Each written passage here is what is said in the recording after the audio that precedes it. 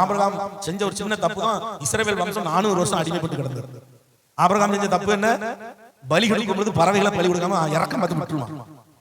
உடனே அந்த பறவைகள் என்ன செய்யும்? பலியிடப்பட்ட கர்த்தருக்கு சொந்தமான அந்த பலியை பறவை தின்னுட்டு. அப்பதான் கர்த்தர் சொல்றார், நீ தப்பு பண்ணிட்ட ஆபிரகாம், நீ ரொம்ப பெரிய தப்பு பண்ற, உன் சந்ததி என்ன செய்யும்? 400 வருடம் அடிமைப்பட்டு. அப்ப ஈசாக்கு பிறக்கல, இஸ்ரவேல் சந்ததி இல்ல. அப்ப சொல்லுவாரு, ஆமா நீங்க வீட்டுல வாசித்து பாருங்க, அதெல்லாம் ஆதியாகமத்துல 15ஆம் அதிகாரம் ஆண்டவர் சொல்லுவார், எல்லாமே ஒரு முன் குறிச்சு வச்சிருப்பார். நம்மை குறித்து ஒரு திட்டம் நமக்கு தான் விளங்கவே விளங்காது. நம்ம சின்ன மூளைக்கு என்ன செய்யாது? கர்த்தர் நம்மை குறித்து பெரிய திட்டம் வச்சிருப்பார். நிறைய பேர் சொல்லுவார் கர்த்தர் சொல்ற திட்டத்தை நம்ப மாட்டாங்க முதல்ல. அப்புறம் ஆண்டவர் நடத்தும் போது நம்புவாங்க.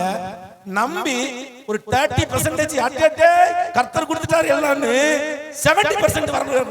போனும்ல இன்னும் பாதை இருக்க 70% பாதையை கடக்காம 30% கட் ஆகி சுயத்துல வந்துடும். சோழி முடிஞ்சு போச்சு. முன்னிலைமை காட்டிலும் பின்னிலைமை அதிக கேடுள்ளதா.